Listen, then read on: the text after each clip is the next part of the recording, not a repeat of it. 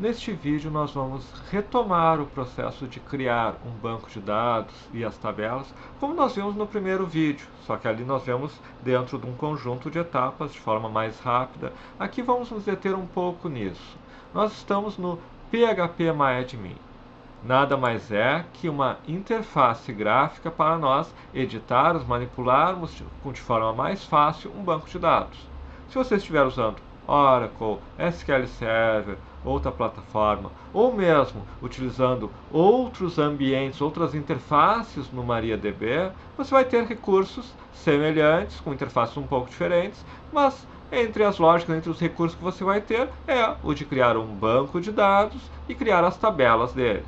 Você também pode criar as tabelas diretamente no SQL.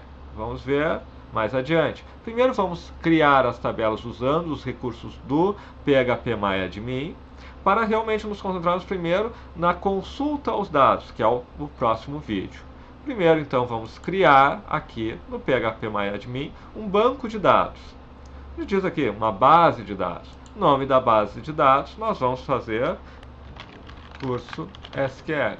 Nós não vamos nos preocupar ainda com o aspecto da codificação, do agrupamento ou collation, que se refere à forma como aqueles dados vão ser armazenados, em questões de acentos, etc.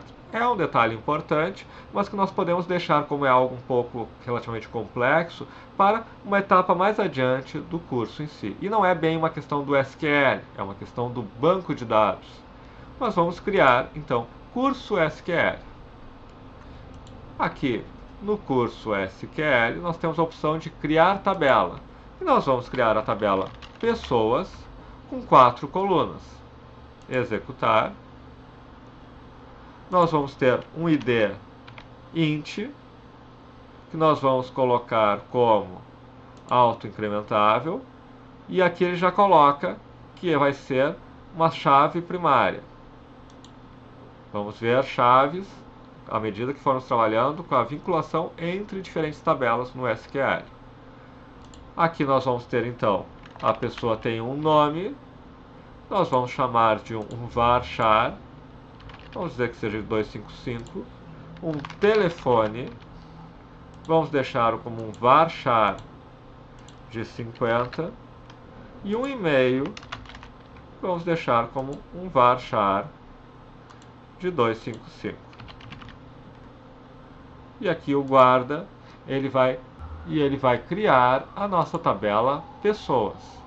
Se formos olhar as colunas, nós temos exatamente ID, nome, telefone, e-mail. Vamos agora olhar nessa criação da tabela o que? Aqui nós temos o autoincremento. Nós já vimos, quando explicamos antes, basicamente significa que o ID vai ser autoincrementado. Cada vez que eu criar um novo elemento na tabela, eu não vou dizer exatamente o valor de ID. Eu vou dizer nome, telefone e e-mail, e o próprio ambiente vai dar o próximo número livre para o ID. 1, 2, 3, 4. Então eu não preciso eu dizer qual é o ID. Assim eu não preciso me preocupar em saber se aquele ID já existe ou não.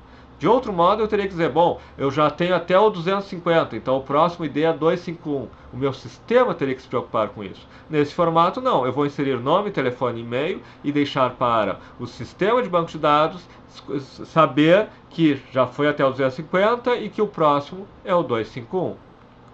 Ele também é uma chave primária, e essa questão de chaves e índices é algo que nós veremos em breve, que se refere a como chegamos aos dados de uma forma mais rápida.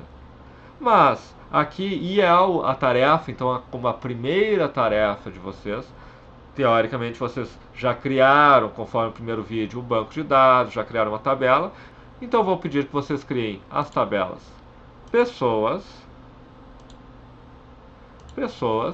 produtos e compras. Mas vocês devem ter observado que alguns campos eu chamei de int, outros de varchar. Vamos entender um pouco o que são os tipos desses campos, algo que nós não havíamos comentado ainda. Eu tenho, por exemplo, o dado id.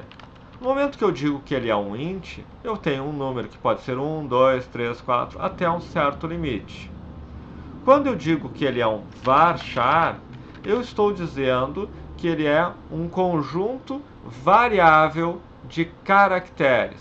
Por exemplo, eu posso ter a letra A. Eu preciso armazenar no mínimo, ter espaço para armazenar no mínimo um caractere no banco de dados que vai se usar o A. Se eu colocar alô, eu tenho que ter pelo menos 3 caracteres. Vocês podem pensar, se eu estivesse preenchendo um formulário, por exemplo, que eu poderia ter no formulário 3 espaços aqui.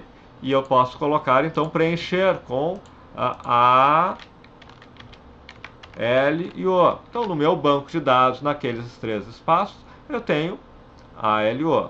Isso seria um campo char com 3 espaços. Só que imaginem o seguinte, posso ter um nome muito comprido.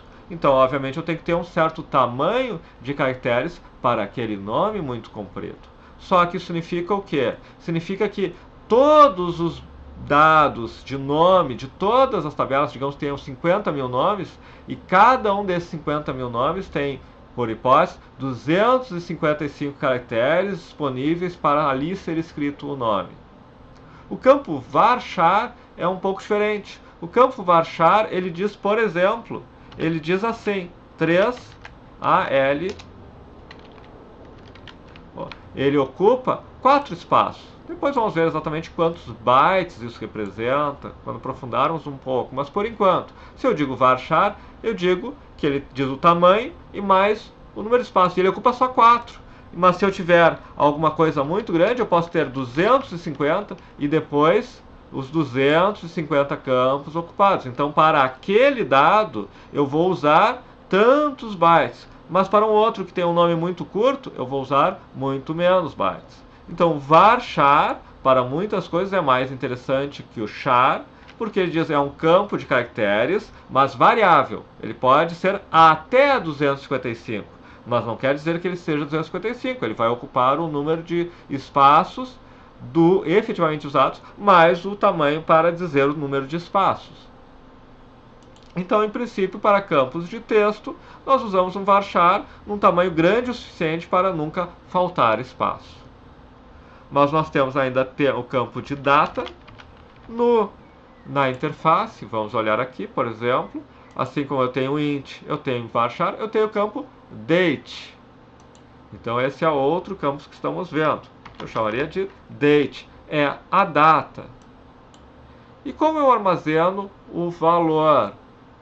Existem algumas opções, mas você pode pensar, como eu tenho um número na vírgula, eu posso ter 10,20 reais e 20 centavos, eu vou usar um campo de números com vírgula, que no banco de dados nós temos, por exemplo, o float, o double, o real. Eles trabalham com números, por exemplo, de ponto flutuante, números em que eu posso ter casas depois da vírgula.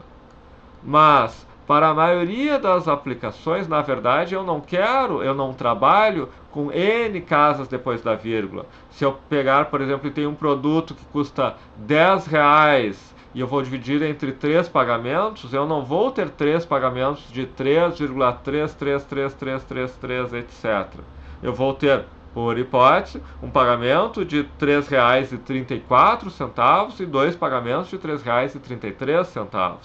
Quer dizer, para mim, a maioria das aplicações, claro, algumas situações tipo bancos usam uma forma um pouco diferente, mas para a maioria das situações você tem os números dos valores em reais e mais 2 casas do número em centavos. Uma forma de representar isso, é trabalhar simplesmente com um número 100 vezes maior. Eu digo que é este número, só que aqui não. O número que vai ser armazenado é esse aqui. 30 mil é R$ 300,00. O número, por exemplo, 3,50, nada mais que é do que eu armazenar 350. Então eu tenho um inteiro e que eu sei que os inteiros e decimais dele representam centavos. E a partir da casa das centenas representa o número real. E sempre que eu divido este número por 100, eu tenho exatamente o número com 2 casas decimais. Eu tenho exatamente 3,50.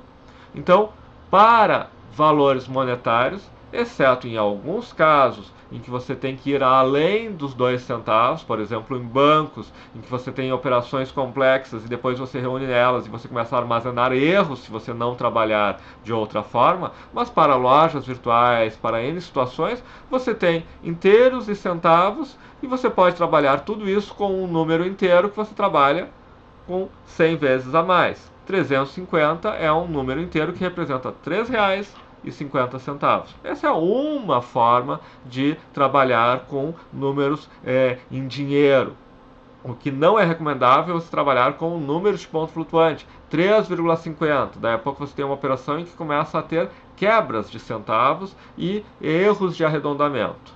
Então, aqui nós podemos criar, e é isso que eu peço que vocês façam, então, para seguirmos na próxima aula, para vocês poderem acompanhar os exercícios, é criar a tabela pessoas, a tabela produtos, a tabela compras. Aqui, para padronizarmos, vamos usar, isso é importante, é uma linguagem, tudo com nome em tudo minúsculo, ID, nome, telefone, e-mail, ID, produto, e aqui sim, ID pessoas, aí o pessoas pode ser maiúsculo porque a tabela está com o pessoas, ID produtos, vamos seguir padrão data e valor.